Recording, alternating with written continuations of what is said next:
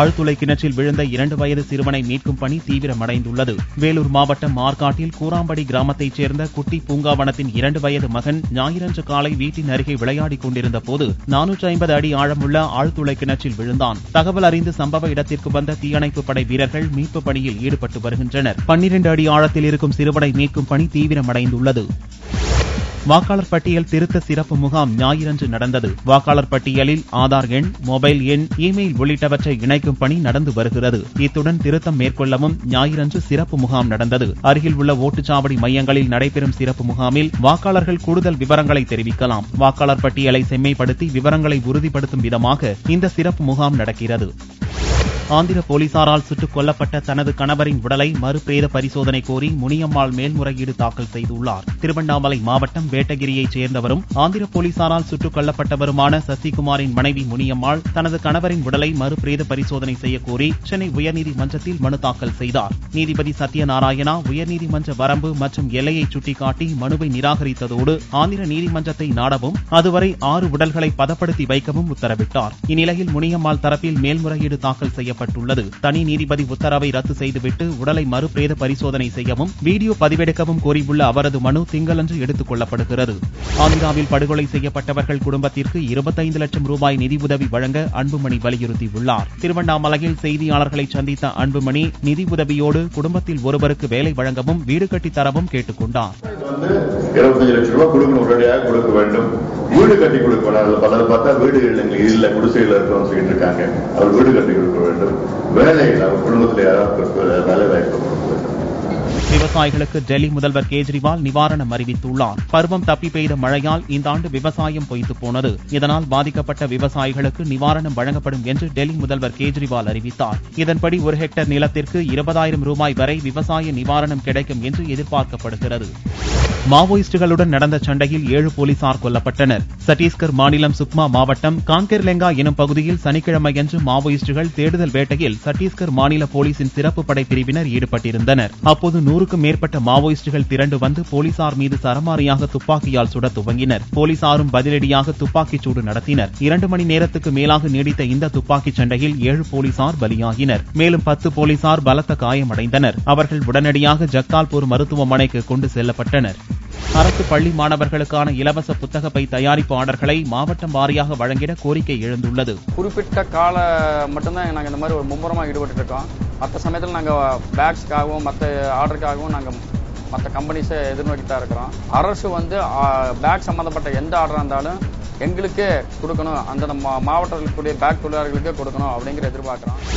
இளைஞர் அணி நிர்வாகிகளிடம் புதிய பட்டியல் அறிவிக்கும் வகையில் நேர்காணல் நிகழ்ச்சியை திமுக பொருளாளர் ஸ்டாலின் நடத்தி வருகிறார். திமுக அமைப்பில் உள்ள 65 மாவட்டங்களில் இளைஞர் அணி நிர்வாகிகள் நியமனம் தொடர்பாக அன்பகத்தில் சனிக்கிழமையன்று ஸ்டாலின் நேர்காணலை துவக்கினார். வரும் 18ஆம் தேதி நேர்காணல் முடிந்ததும் நிர்வாகிகள் அறிவிக்கப்பட உள்ளனர்.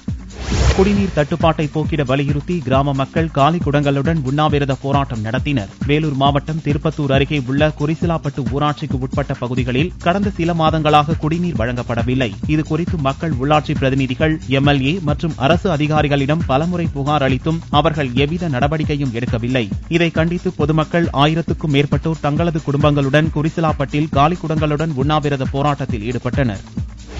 கோட்ட பொறியாளர் அலுவலக வளாகத்தில் சாலை பணியாளர்கள் சமையல் செய்து போராட்டம் நடத்தினர். கோவை, திருப்பூர் மாவட்டங்களில் உள்ள சாலை பணியாளர்களுக்கு கடந்த மாதம் சம்பளம் இன்னும் வழங்கப்படவில்லை. இதை கண்டித்து சாலை பணியாளர்கள் வெள்ளியன்று இரவு 7 மணிக்கு தேசிய நெடுஞ்சாலையில் உள்ள உதவி கோட்ட பொறியாளர் அலுவலகத்தில் உள்ளிருப்பு போராட்டம் நடத்தினர். அலுவலக வாயிலை பூட்டிவிட்டதால் அங்கேயே சமையல் செய்து போராட்டத்தை தொடர்ந்தனர். ஒருநாள் தற்செயல் விடுப்பு போட்ட சாலை பணியாளர்களுக்கு விடுப்பில் ஊதியம் பிடித்திருக்கக்கூடிய நடவடிக்கை கண்டித்து இந்த போராட்டம் என்பது உள்ளிருப்பு போராட்டமாக நேற்று மாலை துவங்கி இன்று வரை நடைபெற்றுக் கொண்டிருக்கிறது. நெடுஞ்சாலைத்துறை நிர்வாகமும் தமிழக அரசாங்கமும் எந்தவித தலையீடும் இல்லாத நிகழ்ச்சி என்பது சாலை பணியாளர் மத்தியில் ஒரு கலக்கத்தை ஏற்படுத்துகிற நிகழ்ச்சியாக இருக்கிறது. ஆகவே தமிழக அரசாங்கம் தலையிட்டு உடனடியாக பிரச்சனை தீர்க்க வேண்டும்.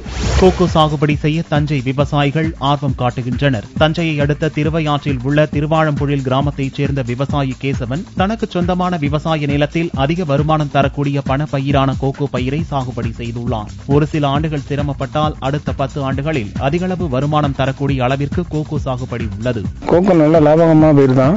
ஆனால் அது வளர்க்குறதுக்கு தான் கொஞ்சம் கஷ்டம் தான். அந்த வெயில் இல்லாதனால இப்போ வாழையை உள்ளுக்கு போட்டிருக்கேன். இன்றைய வாழையை போட்டு அந்த நிழல் வேணும். அதுக்கு அந்த நிழலுக்காக தான் அந்த வாழையை போட்டு அந்த பயிரை காப்பாற்றணும்னு முடிவு பண்ணியிருக்கேன். அது 3 வருஷங்கிறது 5 வருஷம் ஆகிடும்.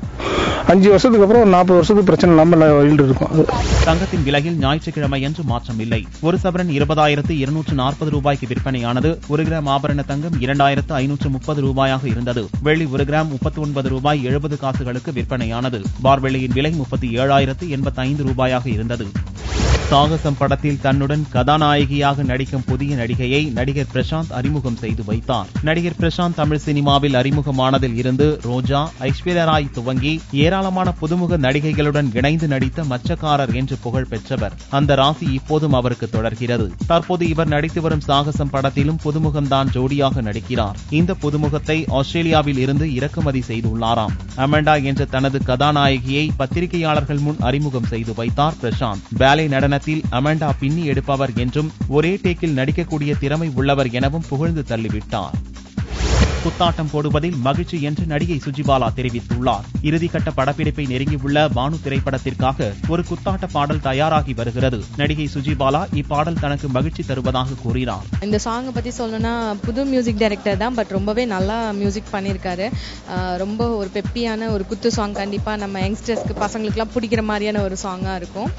அண்ட் என்ன சொல்றது, மாஸ்டர் வந்து சொல்லி ஆகணும். புது மாஸ்டர் கருணா மாஸ்டர் ரொம்ப நல்லா பண்ணிட்டு இருக்காரு. அவருக்கும் சரி எல்லாருக்குமே இந்த படத்துல வந்து சக்சஸ் பண்ணும் அப்படிங்கிற ஒரே எய்ம்ல தான் பண்ணிட்டு இருக்காங்க. இந்த படம் வெற்றி அடையிறது உங்க கையில தான் இருக்கு மக்களே. ஸோ அதனால கண்டிப்பா படம் ரிலீஸ் ஆனோம்னா தியேட்டர்ல போய் பார்த்து இந்த படத்தை சக்சஸ் பண்ண வைக்கணும். 2002ஆம் ஆண்டு நடந்த உண்மை சம்பவம் காமெடி கலந்த திரைப்படமாக தயாராகி வருகிறது. கதை, திரைக்கதை, வசனம் உள்ளிட்ட பன்முக திறமையோடு நடித்தும் இருக்கிறார் சி.வி. சீனு. 2002ஆம் ஆண்டுக்கான சூழ்நிலைகளை தத்ரூபமாக கொண்டு வந்துள்ளதாக சீனு கூறினார். 2002, 2003 நடக்கிற மாதிரி ஒரு சப்ஜெக்ட். ஸோ அந்த காலகட்டத்தில் இருக்கிற செட் பாப்புலேஷன் யூஸ் பண்ணி படம் பண்ணியிருக்கோம். அப்துல் ரஹ்மான் சார் இது கேமரா பண்ணியிருக்காரு. கிழக்கு வாசல், பொண்ணுமணி, இதயம் இந்த மாதிரி படம் எல்லாம் பண்ணியிருக்காரு. ஸோ அவரோட பண்ணுறது ரொம்ப ஹாப்பியாக இருக்குது. அதே மாதிரி இந்த படத்தை கதை, திரைக்கதை, வசனம், பாடல்கள், இயக்கம், தயாரிப்பு, முக்கியமாக இதில் ஒரு மெயின் கேரக்டர் நான் பண்ணியிருக்கேன். என் பேர் ஜி.வி. சீனு. ஸோ படம் வந்த பிறகு இந்த படத்தை பார்த்தீங்கன்னா உங்களுக்கு ரொம்ப ஒரு புதுவிதமான ஒரு ஃபீல் கிடைக்கும். ஏன்னா படம் வந்து ஃபுல் காமெடி.